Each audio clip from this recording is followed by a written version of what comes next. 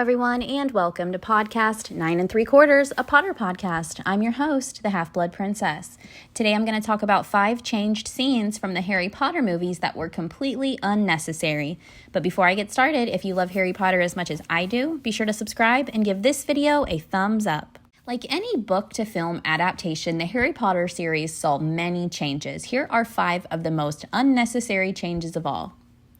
Let's start with the burning of the Burrow. There are several movie scenes in Harry Potter that fans often mistake for book canon, but the burning of the Burrow is not one of them. Bellatrix and Greyback appearing out of nowhere, setting the house on fire, and getting chased through the fields by Harry contributed nothing to the story and ultimately contradicted several plot points. For example, Harry was under constant protection from Voldemort. If it was so easy for the Death Eaters to find him and blow up the house where he was staying, they could have killed Harry a long time ago. This becomes even more frustrating considering all of the missed scenes from the books that could have been included in the film if time wasn't wasted on this unnecessary addition. For the next scene, let's talk about the snapping of the Elder Wand. By the end of Deathly Hallows, Harry obtained the most dangerous wand type in the Harry Potter series. However, even Dumbledore had not succeeded in keeping it out of dangerous hands, showing Harry how risky it was to continue to use this powerful weapon.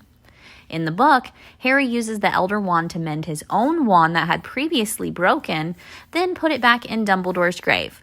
While there was no guarantee, he hoped this would ensure the wand's power would one day die with him.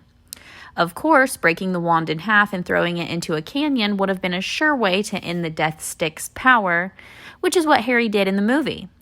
However, if this had been possible, surely Dumbledore would have done it a long time ago. Next, we have Harry and Voldemort's final battle. The final battle in the Harry Potter book series had us sitting at the edge of our seats. Harry and Voldemort slowly circled in the Great Hall as Death Eaters and the Hogwarts fighters watched in silence. Harry tried to warn Voldemort that he could not win, but the Dark Lord fired his curse anyway. The battle ended with Tom Riddle lying dead on the floor, nothing but a man. This ending was a perfect climax to the long and beloved series, but the movie version of events let many of us down. The final battle occurred privately in the school courtyard, and Voldemort disintegrated into dust. Ultimately, this ending didn't do the story justice and left me wondering why it was ever changed. Next, we have Barty Crouch Jr.'s simplified story. The whole of Goblet of Fire was dedicated to discovering who had put Harry's name into the goblet. Of course, the big revelation was that it was Mad-Eye Moody, who was actually Barty Crouch Jr. in disguise. With the help of Veritaserum, the imposter explained in the book that his father had broken him out of prison and held him prisoner himself under the Imperius Curse until he eventually escaped and rejoined his master.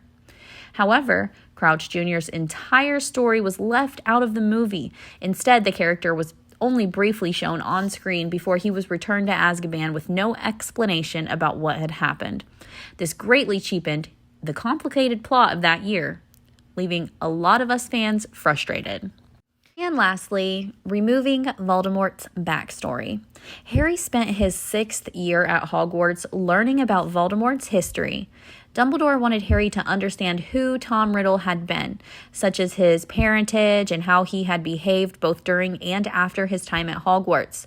This research revealed that the Harry Potter villain as a cunning man whose hubris ensured he could never understand the power of love. However, most of Tom Riddle's backstory was cut from the films. All that remained were the basics about the Horcruxes, which were less impactful without the information from the books. The omission of this history resulted in a frustratingly flat villain, and many fans would have expected more. There are so many changes from the books to the films, but these are just a few that I found completely unnecessary. Let me know in the comment section any changes in the films you thought we could have done without. Be sure to like and subscribe. Okay, love you. Bye.